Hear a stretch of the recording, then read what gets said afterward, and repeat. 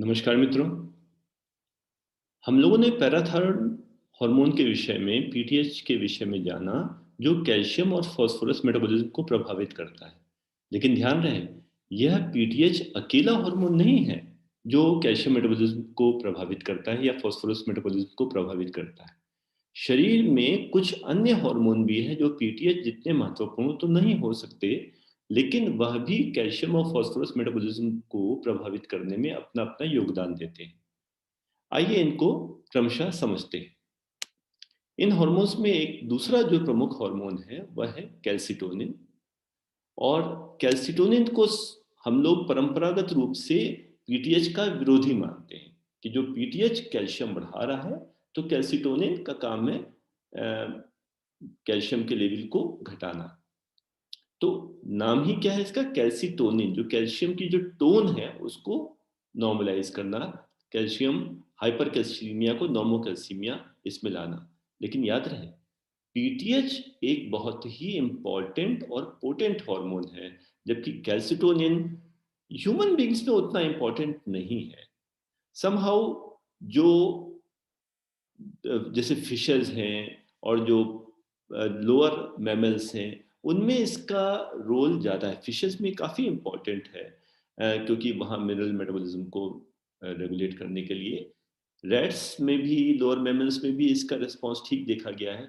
लेकिन human beings में इसका रिस्पॉन्स थोड़ा सा कंफ्यूजिंग और थोड़ा सा कम समझा हुआ और थोड़ा कम इम्पोर्टेंट भी है पीटीएच के तुलना में। ये जो कैल्सिटोनिन हार्मोन है, यह पैराथायरॉयड ग्लैंड से नहीं सिक्रीट होता, यह थायराइड ग्लैंड से सिक्रीट होता है। तो थायराइड ग्लैंड से सिक्रीट होने वाले हार्मोन्स केवल T3 और T4 नहीं है, कैल्सिटोनिन भी है। लेकिन यह जहाँ जो T3 T4 है, ये जो फॉलिकल्स हैं थायराइड के, तो फॉलिकल्स की फॉलिकुलर एपिथेलियम से T3 T4 सिक्रीट होते हैं। ये कैल्सिटोनिन इन फॉलिकल्स के बीच की जो स्थान है, इन बीच के पैरा फॉलिकल्स, जो पैरा फॉलिकुलर सेल्स, फॉलिकल की पैरा मतलब साथ में, बगल में, तो जो फॉलिकल्स के बीच की जो स्पेस है, पैरा फॉलिकुलर स्पेस, उसमें पैरा फॉलिकुलर सेल्स होते हैं। वह para follicular cells calcitonin secrete करते हैं, इन्हें सी सेल्स भी कहते हैं। तो इस प्रकार से कैल्सिटोनिन ये थायराइड की पैरा फॉलिकुलर या सी सेल से सिक्रीट होता है। और यह इसकी जो उत्पत्ति है वह भी थायराइड की एपिथेलियल सेल्स के साथ नहीं हुई है। इसकी उत्पत्ति भी न्यूरल क्रस्ट से हुई है। ये एक न्यूरो एंडोक्रीन सेल है जो कि अल्टीमो ब्रैंकियल बॉडी के होते हुए और थायराइड तक पहुंची है।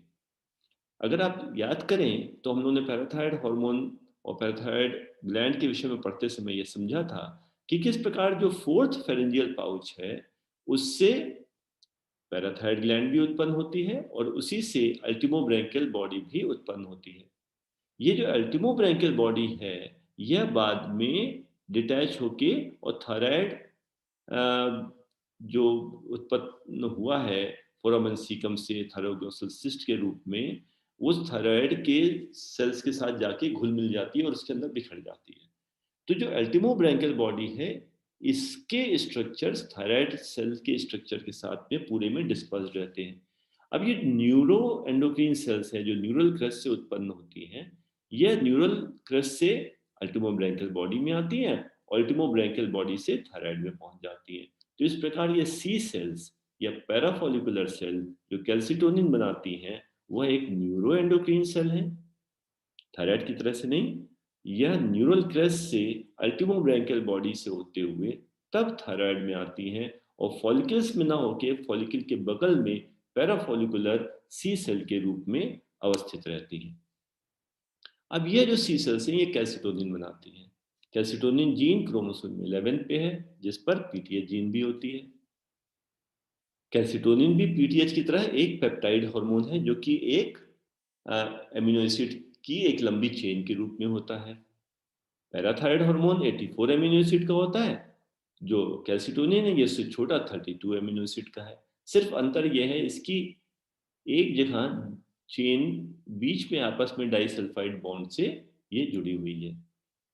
अब जिस प्रकार से पैराथायरॉयड सेल के ऊपर कैल्शियम सेंसिंग रिसेप्टर होते हैं जो एक्स्ट्रा सेलुलर फ्लूइड में कैल्शियम कंसंट्रेशन को सेंस करते हैं। उसी प्रकार इन सी सेल्स या पैराफोलिकुलर सेल्स के ऊपर भी कैल्शियम सेंसिंग रिसेप्टर्स होते हैं जो पैराफोलिकुलर सेल के बाहर जो ईसीएफ है, एक्स्ट्रा सेलुलर फ्लूइड है, उसमें कैल्शियम कंसंट्रेशन को सेंस करते हैं।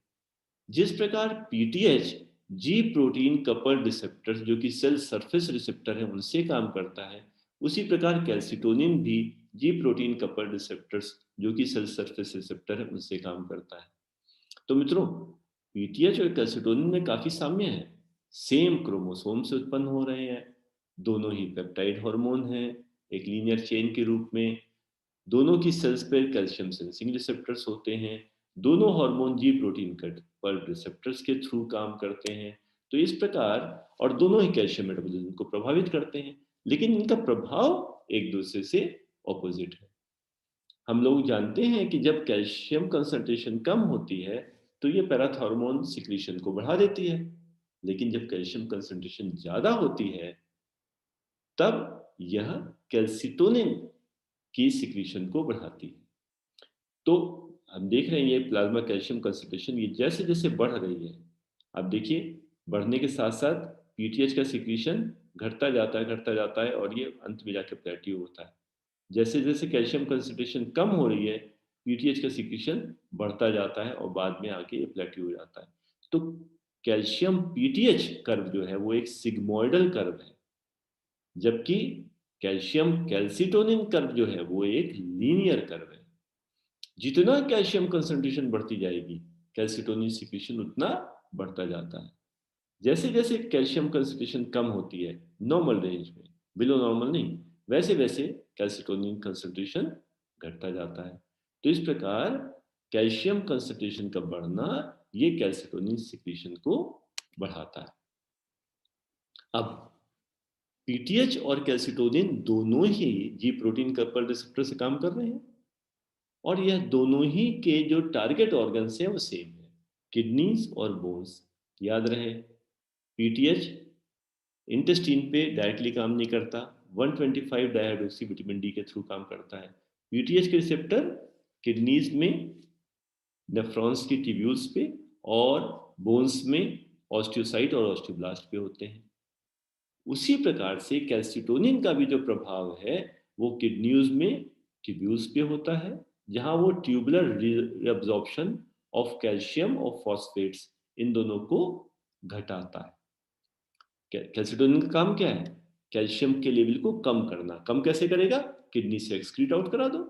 तो जब किडनी से एक्सक्रीट कराना है इसका मतलब किडनी से जो रीअब्जॉर्प्शन उसको घटाना होगा।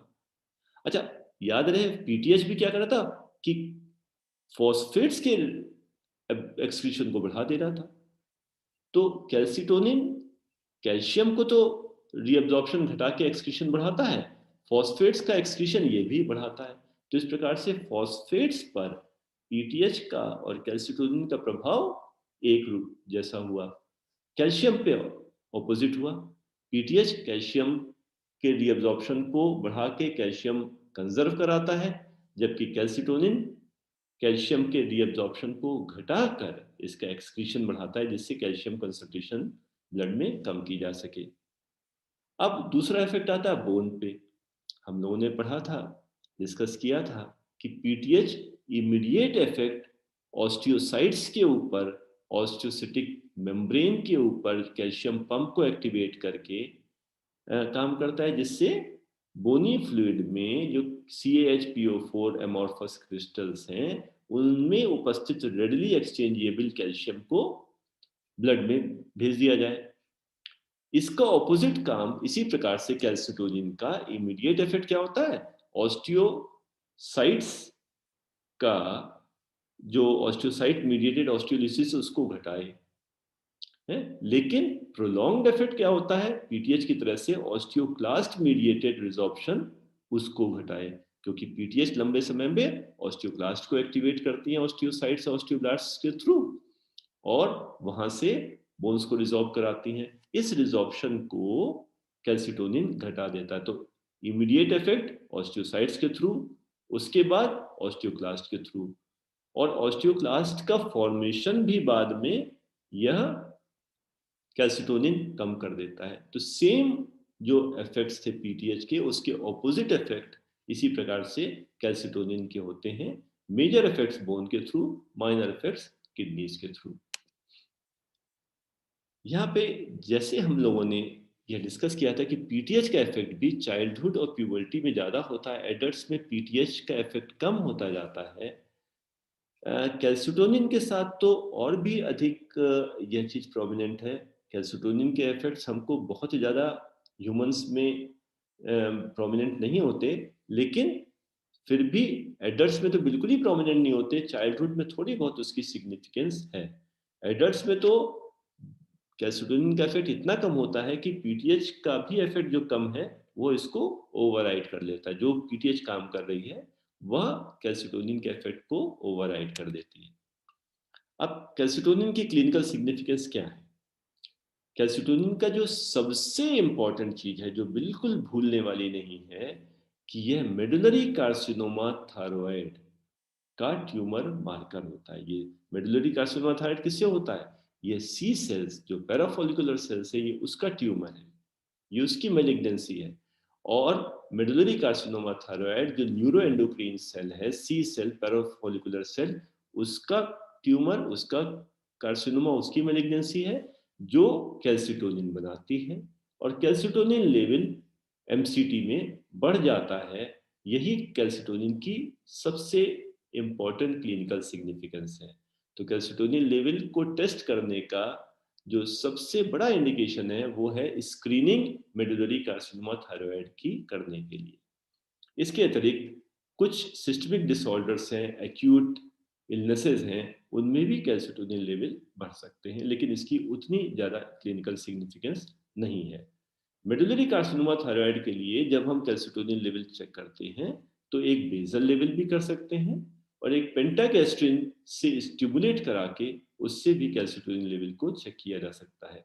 यह डायग्नोसिस में और साथ साथ सर्जरी के बाद रिकरेंस को हुई कि नहीं, उसको रूल आउट करने के लिए भी यह कैल्सिटोनिन एस्टिमेशन काम में आता है।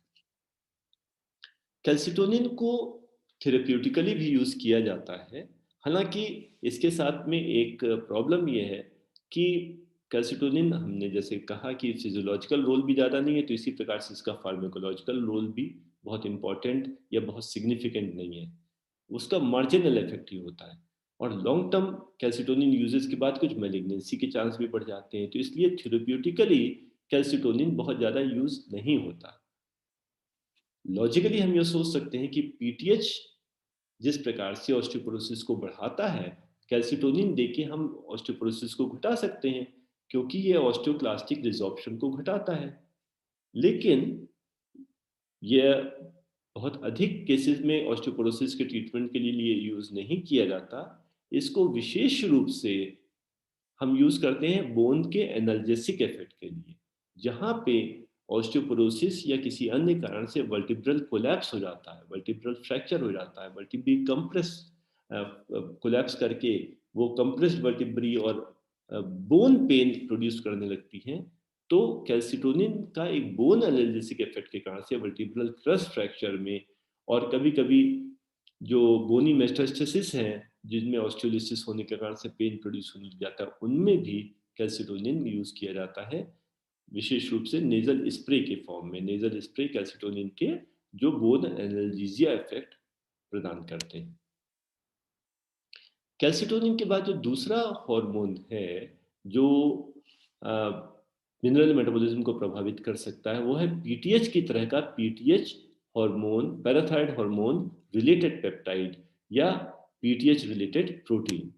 तो पीटीएच रिलेटेड पेप्टाइड जो है, पीटीएच आरपी जिसे कहते हैं, इसकी जानकारी सबसे पहले मिली थी ह्यूमोरल हाइपरकैल्सीमिया ऑफ मेलिग्नेंसी में। कुछ मेलिग्नेंसीज में यह देखा गया कि वो मेलिग्नेंसी होने पे ऑस्टियोपोरोसिस बहुत तेजी से होती है। तो ये सोचा गया कि शायद इन मेलिग्नेंसी से जो मेलिग्नेंट सेल्स हैं वो पैराथायरॉयड हार्मोन बना रही होंगी, एक्टोपिक पैराथायरॉयड हार्मोन।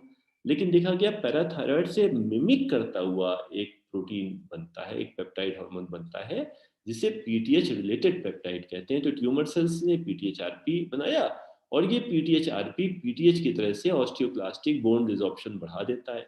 जितनी बोन रिजॉर्ब होती जाएगी उतना कैल्शियम एक्सक्रीट होता जाएगा, सिक्रीट होता जाएगा। ये कैल्शियम हाइपरकैल्सीमिया करा देता है। तो एक तरफ ये पीटीएचआरपी हाइपरकैल्सीमिया करा रहा है और दूसरी तरफ ऑस्टियोपोरोसिस बढ़ाता जा रहा है। तो सबसे पहले ये पीटीएचआरपी ह्यूमरल हाइपरकैल्सीमिया ऑफ मैलिग्नेंसी में ही देखा पाया गया। अब ये पीटीएचआरपी क्या है? PTH related peptide, parathyroid hormone related peptide. तो ये इसका जो एमिनो एंड है, जो पीटीएच रिसेप्टर से या पीटीएच पीटीएचआरपी रिसेप्टर से कंबाइन करता है, वो एमिनो टर्मिनल दोनों का सेम है। और हमें मालूम है कि पीटीएच अपने एमिनो टर्मिनल से ही अपने रिसेप्टर से कंबाइन करता है।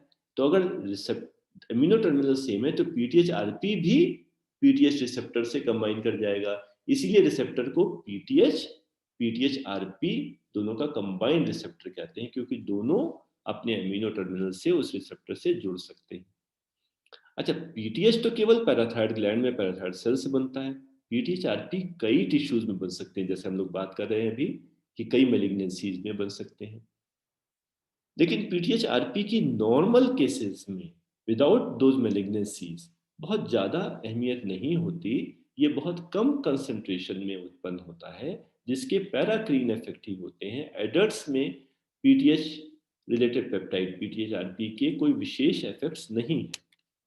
लेकिन जो फीटल लाइफ में और लैक्टेशन के दौरान पीटीएचआरपी की कुछ क्लिनिकल सिग्निफिकेंस हो सकती है।